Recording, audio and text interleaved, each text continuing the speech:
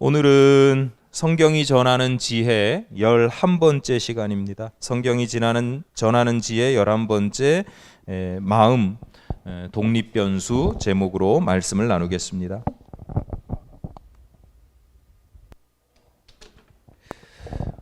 저에게는 남동생이 한 명 있는데요. 어렸을 때 종종 어쩌다 한 번이 아니라 거의 매일 다퉜던 것 같아요. 이제 형제가 싸우는 소리를 듣고 이제 어머니께서 오셔서 이제 상황을 정리하시죠.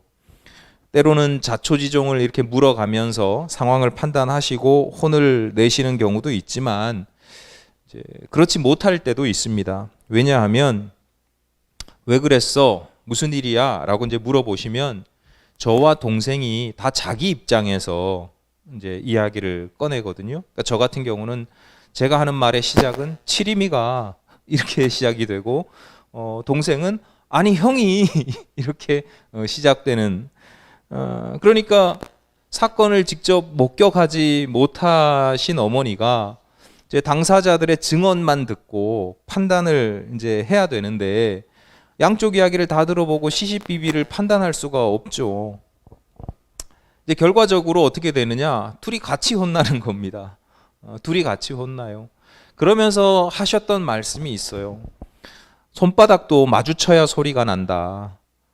둘이 똑같다라고 하는 이야기를 하셔요. 유식한 사람들은 고장난명이라고 합니다. 외로운 손바닥 하나로는 난명, 소리를 내기가 어렵다. 고장난명, 이렇게 이야기를 하기도 합니다. 저에게는 그래서 손뼉도 마주쳐야 소리가 난다라고 하는 것이 어릴 때부터 하도 많이 들어가지고 저에게는 좀 부정적인 교훈이에요. 부정적인 이미지예요. 손뼉을 마주쳐야 소리가 난다라는 걸 긍정적으로 해석할 수도 있잖아요. 둘이 힘을 모아서 좋은 소리를 낼 수 있다 이렇게 생각할 수도 있는데 저한테는 부정적인 이미지이고 특히 어머니께서 둘이 똑같아서 그래 라고 하는 이야기를 들으면 형이랑 동생이랑 둘 중에 누가 더 문제예요? 형은 동생이랑 똑같으면 안 된다는 생각이 있잖아요. 그러니까 사실은 저에게 더 책임을 물으시는 말씀이기 때문에 제 입장에서는 옛날에 그랬잖아요. 장남의 덕목을 굉장히 강조하시고 장남이 집안의 기둥이다. 둘밖에 없는데 형제나 10명이나 되면 모르겠는데 둘밖에 없고 2살 터울인데 장남이 어린 동생과 싸우는 것 자체가 사실은 장남으로서 부덕한 모습이라고 여겨지던 그런 시절이었어요. 그러니까 그 당시에는 제가 저도 어린 마음에 화도 나고 억울할 때도 있을 거 아니에요. 제가 잘못할 때도 있었겠지만 제 입장에서는 분명히 동생이 잘못해서 싸우게 됐는데 같이 혼날 뿐만 아니라 저에게 더 큰 책임이 있다라고 말씀을 하시면 억울하고 화가 날 때도 있었지요. 그래서 어머니가 둘이 똑같아서 그래 라고 하는 말씀이 사실은 귀로는 듣지만 마음에는 와닿지 않았는데 이제 나이가 들고 보니까 시간이 지나고 보니까 이제 떨어져서 그 사건 그 시절로부터 떨어져서 보니까 어머니 말씀이 틀리지 않았다라는 것을 깨닫게 됩니다. 제 입장에서는 동생 손바닥만 보이고 그래서 난 문제가 없어 라고 하지만 소리가 났다라고 하는 것은 사실은 두 손바닥이 같이 부딪힌 거죠. 근데 제 입장에선 동생 손바닥만 보이는 거죠. 그래서 두 손바닥 중에 어느 게 더 클 수는 있어도 한 손바닥만 있는 경우에는 소리가 날 수 없다는 걸 이제는 나이가 들어서 알게 됩니다. 우리가 겪는 인생사가 대부분 이렇습니다. 손바닥이 마주치는 것과 비슷합니다. 원인이 어떤 사건이 있을 때 그 원인이 한쪽 편에만 있는 경우도 없지 않아 있긴 한데 사실 거의 없습니다. 대부분은 양쪽 또는 그 이상 3가지, 4가지, 5가지, 10가지 그 이상의 원인들이 복합적으로 작용하고 또 서로 상호작용을 일으키기도 합니다. 상승효과도 일으키고요. A가 이렇게 했는데 B가 이렇게 점점 더 이렇게 상승되는 작용이 나타나기도 합니다. 그러니까 지혜로운 사람들은요, 그런 여러 가지 원인들을 함께 볼 수 있어야 합니다. 동생의 언행이 나로 하여금 화가 나게 한 원인일 수도 있지만 제 입장에선 그것만 보니까 문제가 되는 거예요. 그런데 동생 입장에서는 자기가 그런 언행을 하게 된 원인이 또 형에게 있다 이렇게 생각할 수 있거든요. 이제 그걸 보지 못하고 여러 가지 원인을 보지 못하고 한쪽만 보니까 내 입장에서만 보니까 억울하고 분통이 터지는 거죠.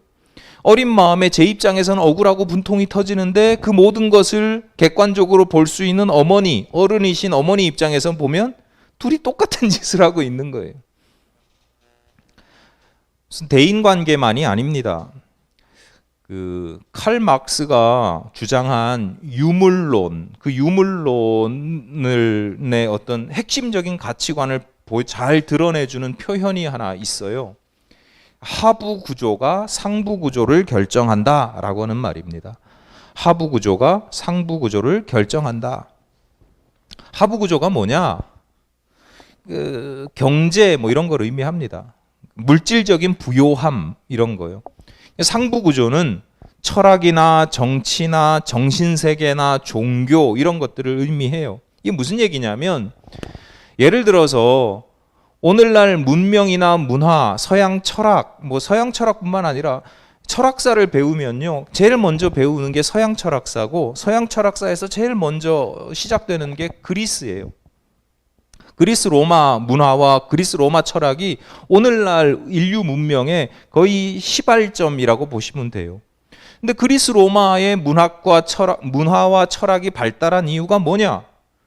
뭐 여러 가지 이유가 있겠지만 그 이유 중에 하나가 그들의 부요함 때문이라는 거예요. 주변 나라들을 침략해서 재산을 빼앗았죠.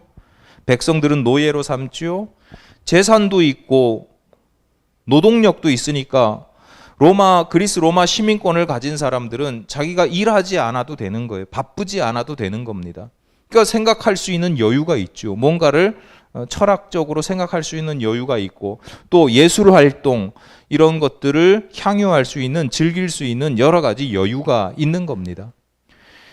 그러니까 이런 걸 봐라. 이런 걸 보면 문화나 정신세계를 결정짓는 원인이 그들의 경제력, 물질적인 부요함에 있다라고 이야기를 하는 겁니다. 맞는 말이죠. 하지만 늘 그렇듯이 항상 그런 건 아닙니다. 일리가 있을 뿐이죠. 반대인 경우가 있거든요. 상부 구조가 하부 구조를 결정짓는 경우도 종종 있습니다. 우리가 흔히 말하는 개천에서 용이 나는 겁니다. 개천은 하부 구조로 보면 개천밖에 안 되는데 거기서 용이 난다니까요. 그 이유가 뭐냐는 거예요. 찢어지게 가난한 살림을 하는 사람들 중에서도 할 수 있다라고 하는 자신감이나 신념을 가지고 그 삶의 환경을 바꿔내는 사람들이 있어요.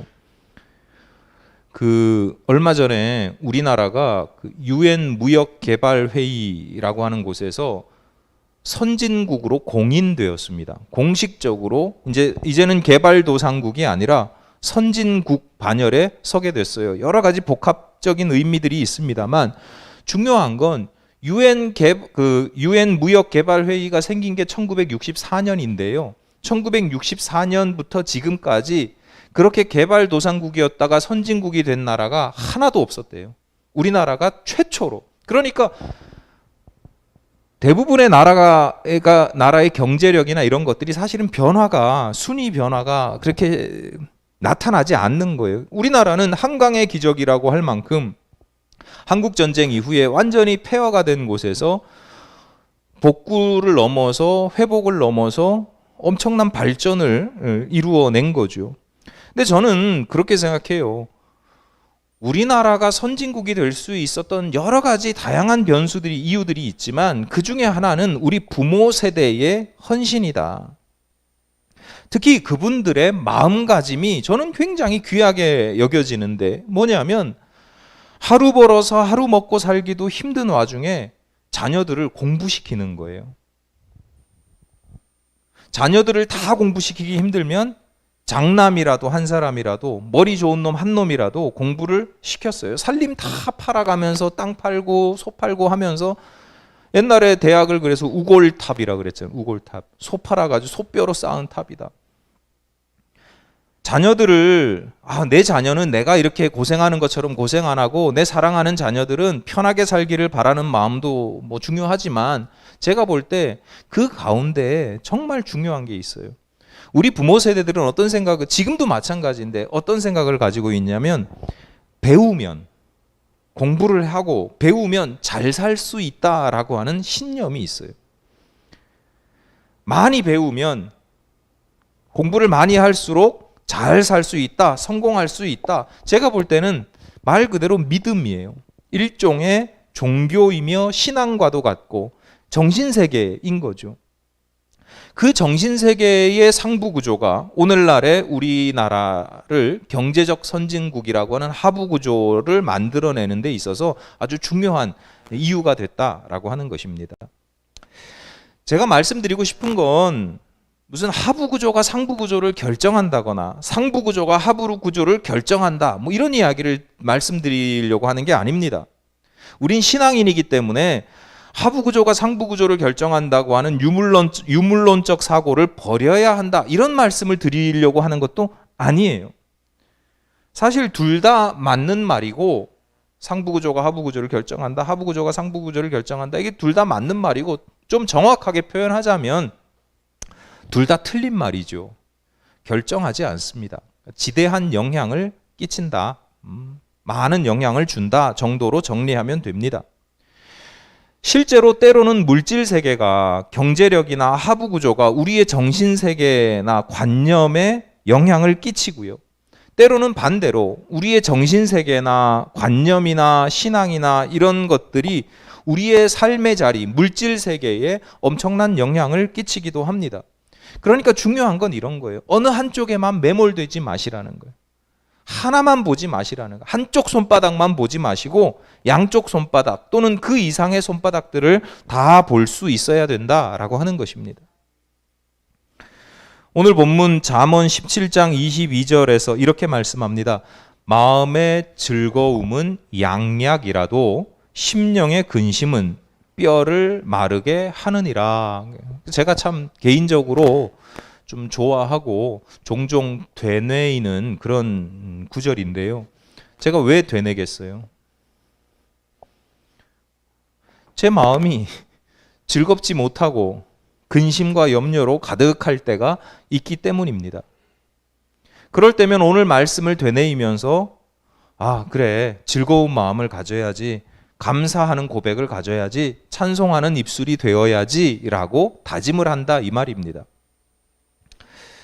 그 사회과학에서 사용하는 용어 중에 독립변수 그리고 종속변수라는 게 있어요.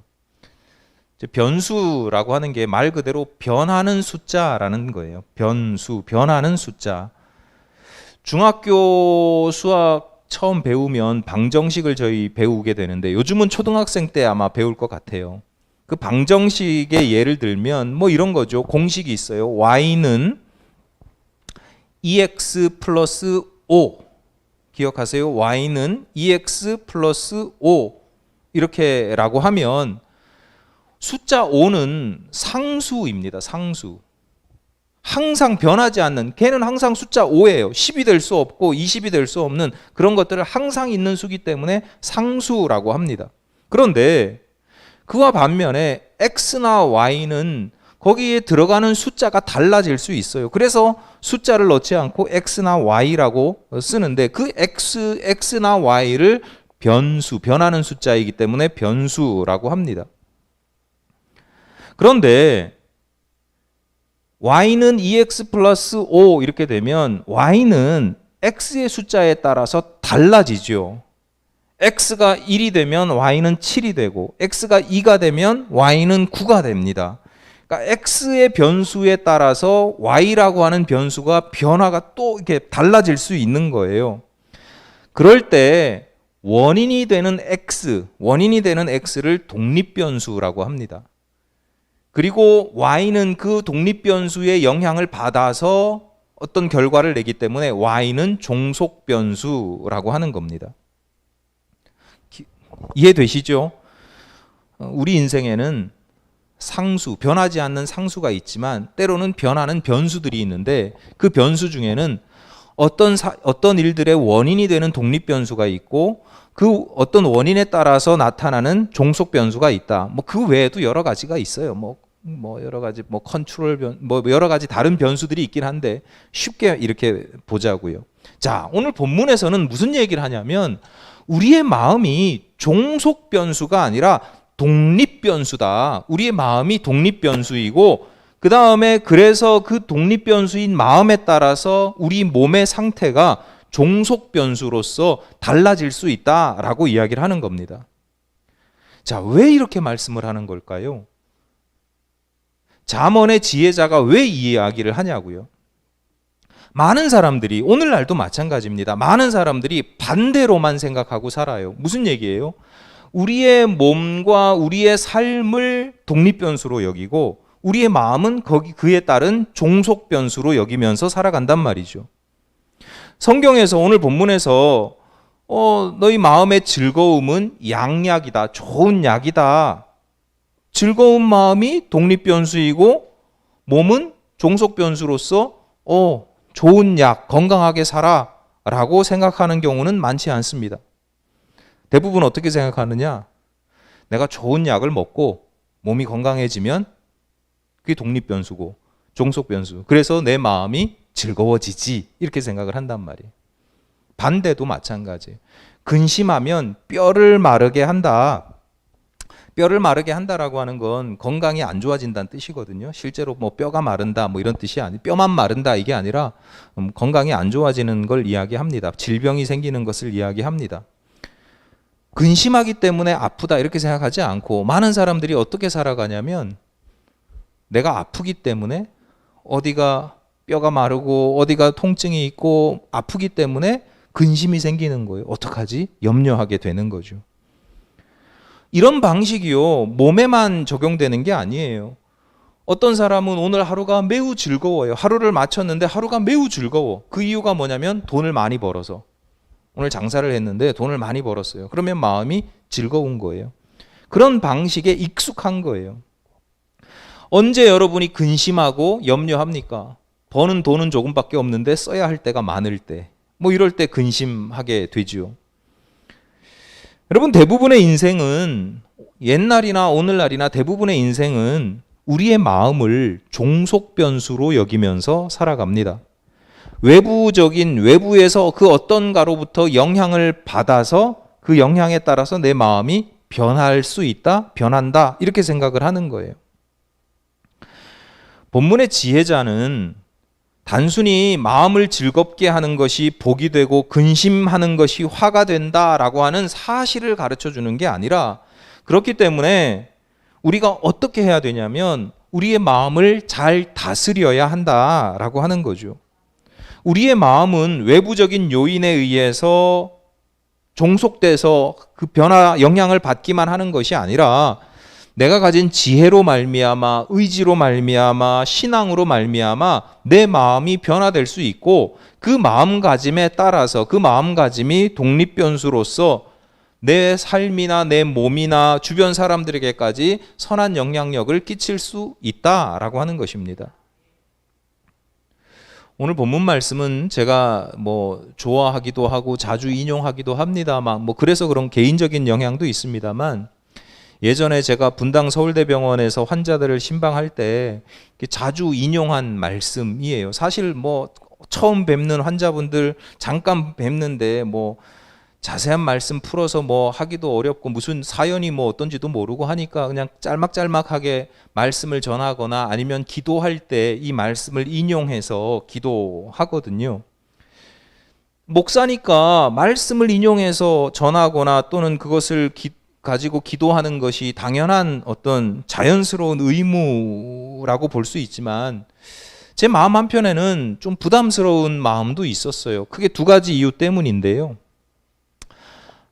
환자분, 성도님, 즐거운 마음을 가지십시오. 즐거운 마음을 가지는 게 좋은 약이 된답니다. 의사가 주는 약도 있고 의사가 할 수 있는 일이 있고 환자가 할 수 있는 일이 있고 하나님이 할 수 있는 일이 있는데 내가 할 수 있는 일에 최선을 다해야 되지 않겠습니까? 환자가 할 수 있는 가장 좋은 것은 마음을 즐겁게 먹는 겁니다. 제가 이렇게 전해요. 그런데 이 사실은 제 마음에 부담이 있단 말이에요. 왜냐하면 그렇게 즐거운 마음을 먹는다는 게 쉽지 않다는 걸 너무 잘 알기 때문이죠. 제가 얼마 전에 그 부정맥 관련해서 심장 수술을 받았잖아요. 의료비가 생각보다 훨씬 싸게 나와서 의사한테 물었더니 이게 중증 질환이라서 보험 혜택을 많이 받는다는 거예요. 그래서 제가 물었죠. 어떤 병이 중증 질환입니까? 중증 질환의 기준이 뭡니까? 그랬더니 의사가 하는 말이, 이해하기 쉽게 말씀드리자면 병원에 입원해서 치료하면 중증 질환이라고 보시면 됩니다 라고 이야기를 하는 거예요. 3차 병원에 와서 입원하고 치료를 받을 정도면 중증 질환이라는 거예요.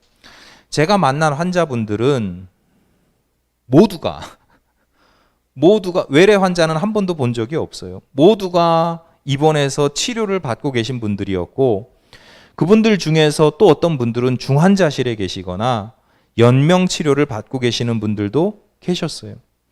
그렇지 않더라도 대부분 수술을 앞두고 계시거나 또는 큰 수술을 마치신 분들이에요.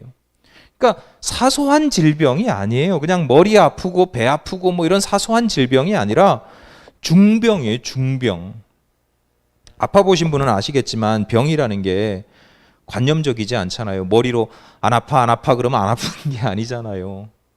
아픈 건 질병은 실존이거든요. 그러니까 실제로 내 삶에 아주 지대한 영향을 끼쳐요. 아프거든요. 아니 아파 죽겠다는데 뭘. 아픈데 어떡하라는 거예요.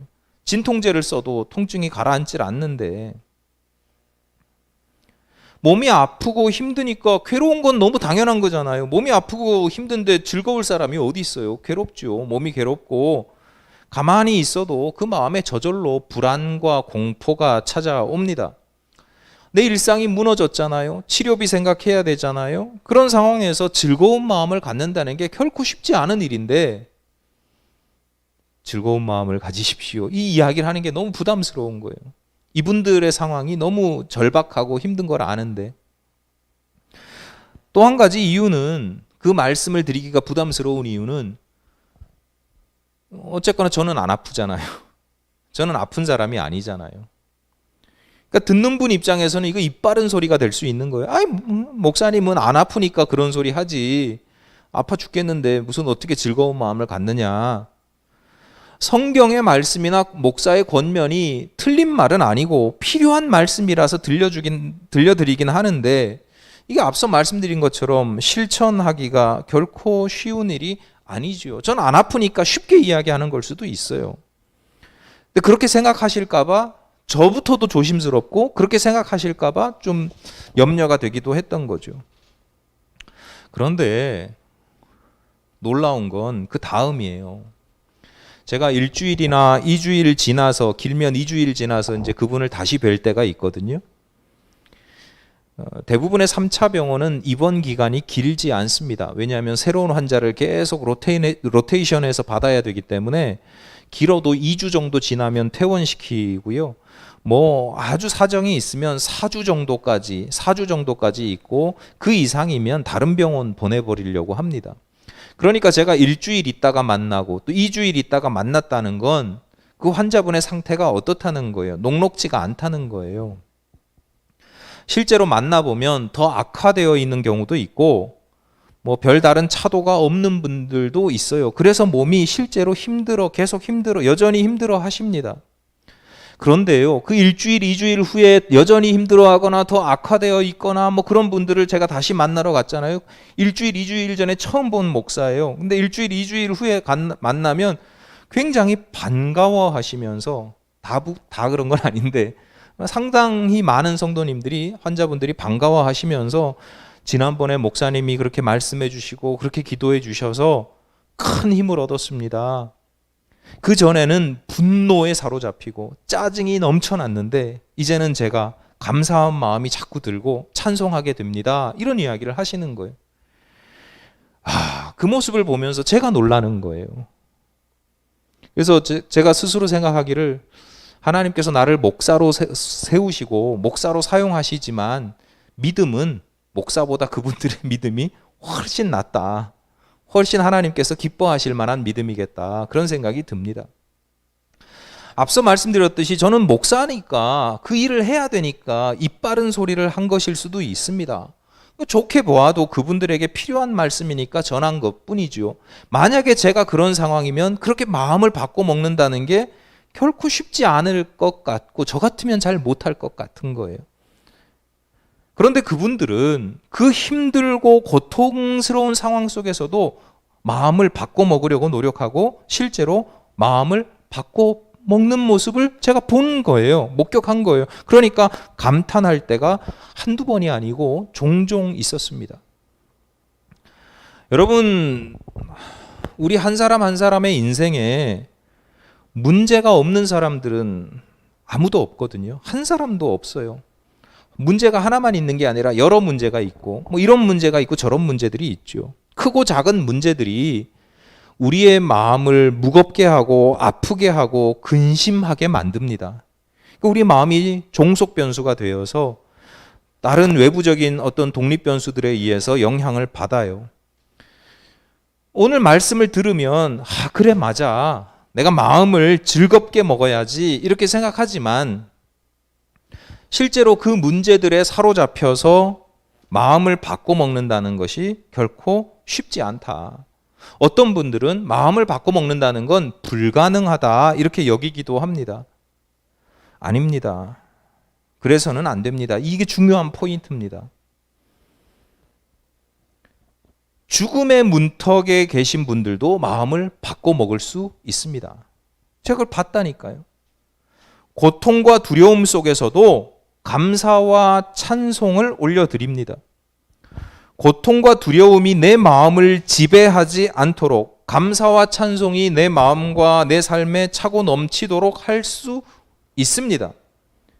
그것이 믿음의 힘입니다. 그리고 믿음을 가진 성도들이 가져야 할 중요한 삶의 자세입니다. 자주 말씀드리지만 제가 이 시간에 무슨 인문학 강의를 하는 게 아니잖아요. 염려하지 말고 즐거운 마음을 품는 것이 건강에 아주 좋습니다 라고 하는 무슨 지식이나 정보를 전달하려고 하는 게 아닙니다. 염려하지 말고 즐거운 마음을 품는 것은 우리 믿음의 문제입니다. 그래서 제가 말씀을 드리는 거예요. 예수께서 산상수훈에서 전하는 말씀 중에 하나입니다. 그러므로 염려하여 이르기를 무엇을 먹을까, 무엇을 마실까, 무엇을 입을까 하지 말라. 이어서 이렇게 말씀하죠. 그러므로 내일 일을 위하여 염려하지 말라. 내일 일은 내일이 염려할 것이요 한날의 괴로움은 그날로 족하니라. 이렇게 말씀합니다. 예수님 뭐라고 그래요? 내일 일을 위하여 염려하지 말라. 명령입니다. 우리에게 너 좀 염려를 접어둘 수 없겠니? 염려는 우리의 뼈를 마르게 하니까 이렇게 설명하고 설득하시는 게 아니고요. 명령하십니다. 염려하지 말아라 라고 명령을 하셔요. 그 정도로 중요합니다. 명령이라고 하는 게 중요하거든요. 예수께서 들려주신 밭의 비유가 있죠. 밭의 상태에 따라서 이제 뿌려진 씨앗이 다른 그 씨앗의 열매가 다르다고 하는 건데 그 밭의 상태 중에 가시떨기에 떨어진, 그러니까 가시덤불이 있는 그런 밭에 떨어진 씨앗에 대해서 이렇게 설명하시죠. 가시떨기에 떨어졌다는 것은 말씀을 들은 자이나 지내는 중에 이생의 염려와 재물과 향락의 기운이 막혀 온전히 결실하지 못하는 자요. 말씀을 들었고 믿음을 가지고 있는데 그 말씀이 온전히 결실을 맺지 못하게 방해하는 것들이 있는데 그 중에 제일 먼저 등장하는 게 뭐냐면 이생의 염려다라고 말씀하는 거예요. 베드로는 이렇게 가르칩니다. 너희 염려를 다 주께 맡기라. 이는 그가 너희를 돌보심이라. 염려할 게 없는 건 아니지만 주께 맡겨라. 우리 주님께서 우리를 돌보아 주시지 않냐. 바울은 이렇게 가르칩니다. 아무것도 염려하지 말고 다만 모든 일에 기도와 간구로 너희 구할 것을 감사함으로 하나님께 아뢰라. 이어지는 말씀입니다. 그리하면 모든 지각에 뛰어난 하나님의 평강이 그리스도 예수 안에서 너희 마음과 생각을 지키시리라. 이렇게 말씀합니다. 좀 극단적으로 오해하지 마십시오. 극단적으로 좀 말씀드리자면 근심하고 염려하는 것은 여러 가지 이유들이 있지만 외부적인 뭐 무슨 문제들이 원인일 수도 있지만 근심하고 염려하는 중요한 이유 중에 하나는 믿음이 없어서입니다. 기뻐하고 즐거워하며 감사하고 평안한 것은 믿음이 좋아서입니다. 돈이 많아서, 나를 사랑해주고 인정해주고 칭찬해주는 사람들이 많아서 대우받아서가 아니라 내 마음에 믿음이 좋을 때 기쁘고 즐거워할 수 있습니다. 내 몸의 상태나 삶의 환경 때문이 아니라 믿음이 없기 때문에 근심하게 되고 믿음이 크기 때문에 즐거워할 때가 있습니다. 그 믿음과 그 마음이 내 몸과 삶을 복되게 변화시킨다라고 하는 것입니다. 앞서 말씀드렸듯이 옛 속담에 그 개천에서 용이 난다, 그렇게 그런 말이 있잖아요. 내 삶의 환경이 개천인 사람도 나 용이 될 수 있는 거예요. 그렇게 생각을 했어요. 그래서 실제로 용이 된 사람들이 많아요. 우리나라도 개천에서 용 된 나라죠. 뭐 옛날에 아시아의 4개의 용 중에 하나였거든요. 벌써 옛날에. 요즘은 개천에서 용이 나지 않는 세상, 개천에서 용이 날 수 없는 세상이라고 이야기합니다. 어떤 사람들은 우리 우스갯소리로 우리나라에서 용이 나는 개천이 있대요. 딱 2개 있는데 하나는 양재천, 하나는 탄천이랍니다. 강남 서초와 분당. 사실은 개천이 있다고는 하지만 개천이 아니라는 거죠. 뭐 이런 이야기가 뭐 예전에 사법고시, 요즘은 뭐 로스쿨로도 이제 뭐 법관이나 이제 법조인이 되지만 예전에 사법고시로 이렇게 법조인이 될 때 사법고시로 법조인이 되는 출신들을 분석해 보면 실제로 그 말이 맞습니다. 뭐 그러니까 강남 양재천하고 탄천밖에는 개천이 없다라고 하는 말이 틀린 말은 아니죠. 우리가 현실에 대해서, 내가 살아가는 현실에 대해서 관념이 중요하고 생각이 중요하고 마음이 중요하다고 해서 현실을 뭐 그냥 외면하고 무시하라는 게 아니에요. 현실을 정확하게 인식하는 자세가 필요합니다. 현실에 대한 비판적 사고도 가지고 있어야 합니다. 그런데 우리는 종종 이런 현실에 대해서 그런 말과 그런 가치관에 사로잡힐 때가 종종 있습니다. 아까 말씀드렸듯이 생각하고 마음은 다르거든요. 어떤 걸 보는, 이게 어떤 생각하고 마음은 다른데 마음이 거기에 종속돼서 마음까지 빼앗겨 버리는 거예요. 요즘은 개천에서 용이 나지 않는 세상이라고 하는 말을 자주 듣게 되면 내 마음에 어떤 마음이 생기느냐? 그래, 난 용이 될 수 없어. 난 개천에서 살고 있는데 뭐. 성숙한 사람들은 그런 현실에 대한 비판의식은 갖습니다. 하지만 그 현실의 마음을 빼앗기지 않습니다. 그 현실에 순응하지 않습니다. 그 현실을 바꿔나가는 사람들입니다. 개천에서 용이 나지 않는 세상? 맞아. 그러면 개천에서 용이 나는 세상으로 바꿔야죠. 개천에 살고 있는 내가 먼저 용이 되려고 하는 겁니다. 그렇게 마음을 바꿔먹는 것이 내 삶과 더불어서 세상을 바꾸는 출발점이다라고 하는 거예요. 내 삶이 개천이 아니라 큰 강이나 바다가 되면 난 용이 될 수 있어. 첫날 만날 그런 날은 오지 않습니다. 여러분, 우리가 살고 있는 세상은 종종 우리를 주눅들게 하고요. 근심과 염려 한두 가지가 아니잖아요. 셀 수 없이 많은 근심과 염려에서 우리로 하여금 벗어나지 못하게 만듭니다. 심지어 예를 들어서 뭐 요즘 우리가 자본주의 시대를 살아가니까요. 어떤 물건을 마케팅 판매할 때도 이걸 쓰면 편안해집니다. 이게 아니라 이걸 안 쓰면 이런 문제가 생깁니다. 이렇게 이게 다 우리의 근심과 염려를 먹고 살아가는 방식이거든요. 세상이 다 그렇다 보니까 즐거운 마음을 내가 즐겁게 살아보겠다라고 다짐하기도 쉽지 않고 다짐해도 결코 그 마음이 잘 변하기가 어렵습니다. 우리는요 이미 교회에서 일주일에 한 번 가끔 어쩌다 가끔 이렇게 말씀 한 번 듣지만 세상에서 수많은 세상의 말들을 듣거든요. 그게 내 삶에 이미 내 가치관을 결정지어 버리는데 정말 위험한 것 중에 하나가 뭐냐면 우리의 마음은 종속변수다라는 생각이에요. 내 마음을 종속변수로 이미 생각하고 있어요. 삼고 있어요. 내 삶의 환경들을 독립변수로 여기면서 그것만 바꾸면 내 마음이 달라질 수 있고 내가 행복해질 수 있고 내가 즐거워질 수 있다라고 생각한다는 거예요. 내 삶의 환경의 문제들, 그런 영향력을 무시하라는 게 아니라 그것도 지대하다, 막강하다. 하지만 항상 그런 것만은 아니다. 몸이나 삶이 마음에 종속될 때가 있다. 쉬운 일은 아니지만 정말 감사한 것은 우리가 믿음을 가진 사람들이기 때문입니다. 우리의 믿음이 우리의 마음을 바꿔 먹을 수 있게 합니다. 누가 보아도 염려와 근심에 사로잡힐 만한 그런 환경 속에서도 그래서 성도들은 감사와 찬송이 넘치는 즐거운 마음을 가지게 되고 그 즐거운 마음이 우리의 삶을 실제로 건강하고 복되게 변화시키기도 한다라고 하는 것입니다. 여러분, 앞서 말씀드린 사도 바울의 권면을 다시 읽어드리면서 오늘의 말씀을 마치겠습니다. 여러분, 이렇게 하시기 바랍니다. 아무것도 염려하지 말고 다만 모든 일에 기도와 간구로 너희 구할 것을 감사함으로 하나님께 아뢰라. 여러분, 우리에게 하나님께서 바울이나 하나님은 우리에게 구할 것이 없다고 말씀하지 않아요. 우리에게 필요한 것이 있어요. 그런데 그것 때문에 염려하고 근심할 것이 아니라 기도와 감사함으로 하나님께 아뢰라 라고 하는 거예요.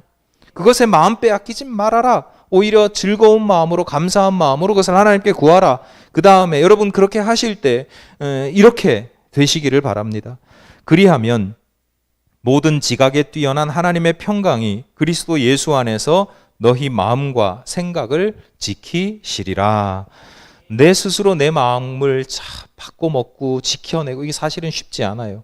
그런데 감사한 마음으로 기도하고 간구할 때 하나님께서 우리의 마음과 생각을 평강 가운데 지켜주신다. 그렇게 되시기를 간절히 바랍니다.